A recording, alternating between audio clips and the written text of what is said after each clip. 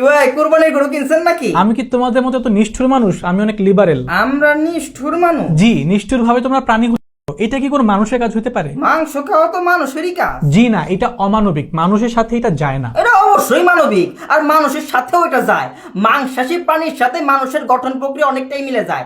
দাঁতের গঠন, তারপর হজম প্রক্রিয়া, তারপর পাকস্থলীর গঠন, এগুলা বইলা দেয় মাংস খাওয়া মানুষের সাথে যায়। আর আদিম কাল থেকে মানুষ মাংস খেয়ে আসতেছে।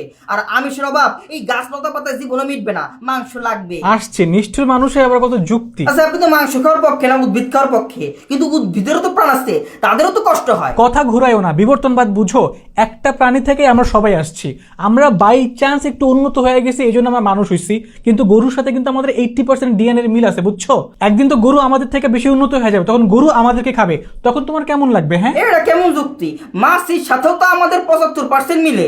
এখন কি এই জন্য ভাত খাওয়ার সময় মাছির সাথে নিয়ে এক প্লেটে বসে ভাত খাইতে হবে, যাতে মাছি উন্নত হয়ে গেলে আমাদেরকে সাথে নিয়ে ভাত খায়? তুমি কি আমার সাথে বেয়াদবি করলা? আরে না না, আপনার মতো অসম্মানিত মানুষের লোকে বেয়াদবি করা যায় না। আচ্ছা, মানলাম প্রাণী খাওয়া ঠিক আছে, তোমরা প্রাণী খাও, গরুর গোশতটা খাও, তোমরা একটা প্রাণীকে হত্যা করে উৎসব করতেছো, মানে এইটা কি হইতে পারে কত? আমার পয়লা বৈশাখে মাছ হত্যা করার উৎসব কিন্তু আপনারাই করেন। বাসায় মেহমান আসলে মাংস রান্ধেন, বন্ধুরা সিল করতে গেলে বারবিকিউ পার্টি করেন, কাচ্চি বিরিয়ানি খান। আনন্দ উৎসবকে কেন্দ্র করে মাংস খাওয়া এটা সবাই করে। আর আপনার বিয়ের দাওয়াত খাওয়াইলে গাছ লতা পাতা দিয়ে নিশ্চয়ই খাওয়াবেন না, মাংস রাইন্দা খাওয়াবেন, তাই না? আচ্ছা, মানলাম উৎসব পালন হয়, কিন্তু প্রাণী হত্যা করে ধর্মীয় উৎসব কেমনে পালন হয় ভাই? ধর্ম কি কাটাকাটি শিখায় নাকি? হ্যাঁ বলো, ধর্ম শিখায় প্রেম, ভালোবাসা, আধ্যাত্মিকতা। অন্য সব ধর্ম আর ইসলাম ধর্ম তো এক না। অন্য সব ধর্মে শুধু আছে মাত্র আধ্যাত্মিকতা, কিন্তু ইসলামে আছে আধ্যাত্মিকতা প্লাস জীবন ব্যবস্থা। ইসলামে একদিকে যেমন আত্মার তৃপ্তি আছে, অন্যদিকে ইসলামে তেমন রাজনীতি, অর্থনীতি, সমাজ ব্যবস্থা ইত্যাদিও আছে। ইসলাম আলাদা একটা সিস্টেম, আল্লাহর তরফ থেকে উত্তম একটা সিস্টেম। আচ্ছা, পশু হত্যা করে কি এমন উপকার হয়েছে আমার একটু বলো, আমি একটু শুনি। ফুড চেইন অর্থাৎ খাদ্য শৃঙ্খল সম্পর্কে তো ঠিকই জানেন, তাই না? মানে এক প্রাণী আরেক প্রাণীর খাইয়া বাইচা থাকে, যার ফলে পরিবেশের ভারসাম্য ঠিক থাকে। আপনার দুটো উদাহরণ দিই। অস্ট্রেলিয়ায় হঠাৎ খরগোশের বিস্তার ঘটা শুরু করে। খরগোশ দ্রুত বাড়তে থাকে। খরগোশকে খাওয়ার মতো ওইখানে কোনো শিকারী পশুও নাই। আর অস্ট্রেলিয়ার ভৌগোলিক অবস্থা এমন, যার ফলে অস্ট্রেলিয়ার যে পশুগুলা এগুলো বাইরে কোথাও আসতে পারে না, এই জন্য খরগোশগুলো ওইখান থেকে আসতে পারে নাই, অস্ট্রেলিয়া থেকে যায়। আর এই খরগোশগুলা ওইখানের যে জমি জমা এগুলো খায়া ফেলে, অন্যান্য পশু পাখিদের খাবারগুলো খায়া ফেলে, মাটি গর্ত করে মাটির ক্ষয় করে, অনেক ধরনের রোগ বালাই ছড়ায়, মহামারী ছড়ায়। কি এক যন্ত্রণা! এখন তো খরগোশ করতে হবে। এখন খরগোশকে দমন করার জন্য আলাদা আবার টাকা পয়সা খরচ হতেছে, বুঝেন তাহলে ব্যাপারটা? 2 নম্বর উদাহরণ, ভারতে গরু কুরবানি নিষিদ্ধ, যার ফলে পুরুষ গরু, বন্ধা গাভী, পরে হইতেছে বৃদ্ধা গাভী, এইগুলোকে তার রাস্তায় ছেড়ে দেয়, যার ফলে এদের দ্বারা অ্যাক্সিডেন্টের শিকার হয়। এদের দ্বারা অনেক নারী, পুরুষ, তারপর মনে করেন শিশু আঘাতের শিকার হয়। আবার এদের দ্বারা কত যে ফসল নষ্ট হয় তা হিসাব দাঁড়ান শেষ করি। এটা তো গেল ফুড চেইন, পুরো ওয়ার্ল্ডের হিসাব বাদ, শুধুমাত্র বাংলাদেশ হিসাব করেন। বাংলাদেশে প্রতি বছর কোটির মতো গরু কেনা বেচা হয়। এখন বাংলাদেশে যদি গরু কুরবানি নিষিদ্ধ হয়, তাহলে মনে করেন যে বাংলাদেশের আনুমানিক 40-50 লাখ গরু রাস্তায় মানুষ ছেড়ে দিবে, কারো খাওয়া দাওয়া কোনো কাম নেই, মাগনা মাগনা গরু খাওয়াবে। এখন ধরেন আপনার বা সামনে যদি 10টা ষাঁড় গরু ছেড়ে দেই, আপনি তোমার ঘর থেকে বেরোবেন না। তাহলে 40-50 লাখ গরু যদি রাস্তায় চলে, দেশে কি লেভেলে বিশৃঙ্খলা সৃষ্টি হবে ভাবেন তো? সেটা তো।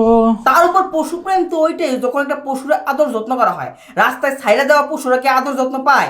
বাসায় গৃহপালিত পশুরা আদর যত্ন পায়। একটা গরুরে মনে করেন যে থাকা থেকে শুরু করে খাওয়া সবকিছুতে খালি যত্ন আর যত্ন। তার উপরে কুরবানি অর্থনীতিতে অনেক বড় অবদান রাখতেছে।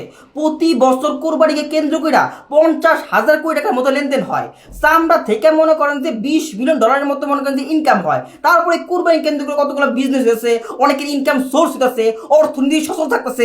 এগুলো তো একবার ভাইবা দেখেন। কিন্তু তারপর সমাজ ব্যবস্থাটা দেখেন। কুরবানি উসিলায় প্রতিবেশী এবং আত্মীয়দের সাথে সম্পর্ক আরো মজবুত হয়। ধনী এবং গরিবদের সেদিন এক জায়গায় আনা হয়।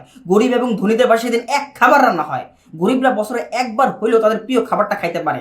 আমিষের অভাব দূর হয়, আমাদের ত্যাগের প্রশিক্ষণ হয়। কিসের ত্যাগ? তোমরা তো খালি ভোগ করো, মাংস খাও। ধরেন প্রতিদিন একজন চাকরিজীবী বোনাস পায় মনে করেন যে 20-30 হাজার টাকা। এই পুরো টাকাটাই সে কুরবানিতে খরচ করে, কখনো এর থেকে বেশি করে। এই টাকাটা সে সিল করতে পারতো, আরামায়েশ করতে পারতো। কুরবানি বাদে অন্য সময় মাংস কিনলে এর থেকে কম দামে কিনতে পারতো, কিন্তু সে কুরবানি দিছে। কুরবানি থেকে প্রাপ্ত মাংস সে পুরোটা নেয় না, এদিক সেদিক বিতরণে চলে যায়। এসব কি ত্যাগ না? তারপর মনে করেন যারা বড় বড় গরু কিনে, একাধিক গরু কিনে, তাদের মধ্যে রিয়া চলে আসে, গর্ব চলে আসে। অনেকে এটাকে দমন করে, এটাও একটা ত্যাগ। কিন্তু অনেকে তো এই ত্যাগ করে না। এইটা তাদের ব্যক্তিগত ত্রুটি। অনেকেই তো আছে কুরবানির সময় 10টা করে কুরবানি দেয়, কিন্তু সেদিন ফজরের নামাজটাও পড়ে না। সবাই তো আর দিনদার হয় না, তাদের বিষয়টা আলাদা। ইসলাম কি বলতেছে সেটাই ইম্পর্টেন্ট। তোমার কথাগুলো যৌক্তিক, কিন্তু তুমি তো জানো এই প্রাণী হত্যা বাচ্চারা দেখলে তারা মানসিকভাবে অসুস্থ হয়ে যায়। মানে এই জিনিসগুলো গোপনে করা উচিত এটা না। ভুল জানেন। এই রিসার্চটা করা হয়েছিল যারা রেগুলার কষাইখানে কাজ করে তাদের উপর। এটার সাথে তো আপনি বাচ্চাদেরকে ম্যাচ করাতে পারবেন না।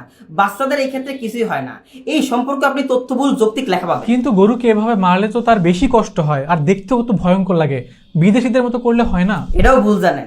পোজ দেওয়ার আগে পরের মুহূর্তের ইজি রেকর্ডিং একই, মানে ব্রেনে ব্যথার সিগন্যাল নাই। 5 থেকে 10 সেকেন্ডের মধ্যে অজ্ঞান হয়ে যায়। 13 থেকে 23 সেকেন্ডের মধ্যে ইজি লাইন 0-তে নেমে আসে, মানে ব্যথার কোনো লক্ষণই নাই। 40 সেকেন্ডও হার্ট চলে, মিনিটে 240 থেকে 280 বার। হার্ট নিজেই সকল রক্ত বের করে দিচ্ছে, যার ফলে মাংস থাকে স্বাস্থ্যকর। এই পদ্ধতি বাদে অন্য পদ্ধতিতে গরু আরো বেশি ব্যথা পায় আর মাংস থাকে অস্বাস্থ্যকর। বুঝলাম। আর ভাই, মুসলিমরা যুক্তি খোঁজে না, আল্লাহ তাআলা হুকুম করছে, এটা মেনে নেওয়া হইতেছে ঈমান। হযরত ইব্রাহিম আলাইহিস সালামকে যখন আল্লাহ হুকুম করলো নিজের আপন ছেলেকে, আদরের ছেলেকে কুরবানি করতে, তিনি এটা ভাবে নাই কি লাভ কি ক্ষতি। তিনি আল্লাহর হুকুম মেনে নেওয়ার জন্য প্রস্তুত ছিলেন। আল্লাহ তাআলা এই পশুবাহীকে যত্ন করতে বলছে, তাদের সাথে ভালো ব্যবহার করতে বলছে, আবার আল্লাহ এদেরকে খাওয়ার অনুমতি দিছে। এখানে আর কোনো কথা থাকে না, কোনো যুক্তি থাকে না। যদিও কুরবানির বিপক্ষে না, কুরবানির পক্ষে হাজারটা যুক্তি আছে, হাজারটা ব্যাখ্যা আছে। ভাই, ইসলাম একটা জীবন ব্যবস্থা, একটা দিন, একটা সিস্টেম। এই ইসলামের মধ্যেই রয়েছে আমাদের কল্যাণ। যিনি আমাদের সৃষ্টি করছেন তিনিই সবচেয়ে ভালো জানেন আমাদের জন্য কি ভালো কি খারাপ। ওনার থেকে বেশি বুঝতে চাওয়া হইতেছে মূর্খতা। আপনি ভাই আগে ভালো ছিলেন, কিন্তু এই সেকু নেস্টিক শাহবাগীদের সাথে মিশতে মিশতে, তাদের আজগুবি মার্কা বই পড়তে পড়তে আপনি ভুল পথে চলে গেছেন। এখনো ভাই সময় আছে, ওই পথ ছেড়ে সত্যের পথে ফিরে আসুন। ঠিক বলছো ভাই, আল্লাহ আমাকে ক্ষমা করুক।